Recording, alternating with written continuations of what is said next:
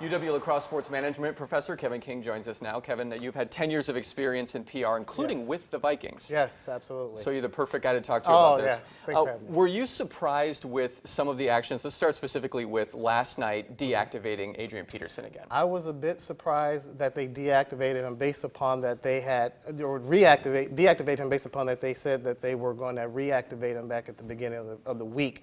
And so on Friday, when they said he's deactivated for Sunday, I was a little surprised that they came back on Monday and said, okay, he's going to play this Sunday. Does it appear they don't have a game plan right now? They don't have a clear plan on what they're doing? Well, I think it's ongoing, and I think we're seeing that play out right now. This is like reality TV. There's really no case study for what's going on with this case with Adrian Peterson, and I think they're trying to get it right, but public backlash, loss of sponsorships, certainly moves them in a different direction and made them rethink their original decision. There was a lot of public backlash. In fact, a lot of people, you couldn't have gone to work or gone to the grocery store without hearing about it. Let's hear from some local people about their reactions to the Adrian Peterson situation. Okay.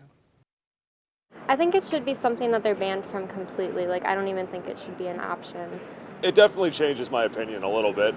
I mean, it's kind of disappointing to hear. I'd say it changes how I view the NFL for sure. I don't really trust them. They're all about their morals aren't there anymore.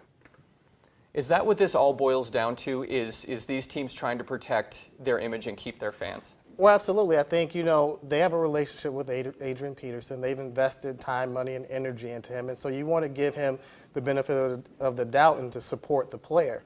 When things like this happen, though, your personal values and morals and judgments come into play, so does the public who supports you, and so you have to take that into account. And I think when Minnesota first made the decision, it was with the player in mind that they want to support him, give him due process. The way the league has handled these types of issues in the past, for the most part, is they let the legal system run its process or run its route. Then they would come behind the legal process and make their decision. And so now I don't think we can do that. They can do that anymore. They have to stay ahead of this. And so they have to take into account how the public is going to view them, how sponsors are going to view them, and not just the player anymore.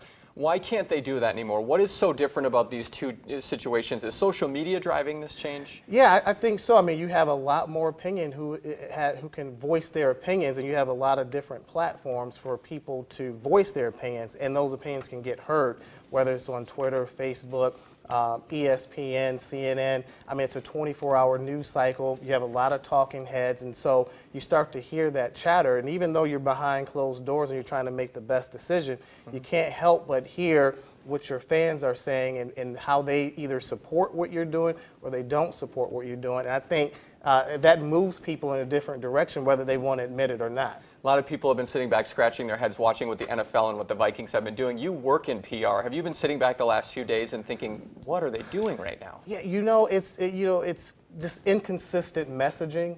I think when they sent out, when they first made the decision to deactivate him, I think they were staying ahead of the game based upon what has happened with Ray Rice. I think over the 48 hours, because of the backlash that they were getting, it made them reevaluate that once they made the decision to allow him to play. But I think from a PR standpoint, you're always trying to do the right thing. You're always trying to protect the brand. You're trying to protect the player, and you're trying to do the right thing. I really think they are trying to do the right thing. But again, this thing is fluid, and so it changes daily. And again, this is just an example of it. All right, we could talk about this forever, but we're out of time. Thank you so much. Absolutely. Thanks for having me. Lisa?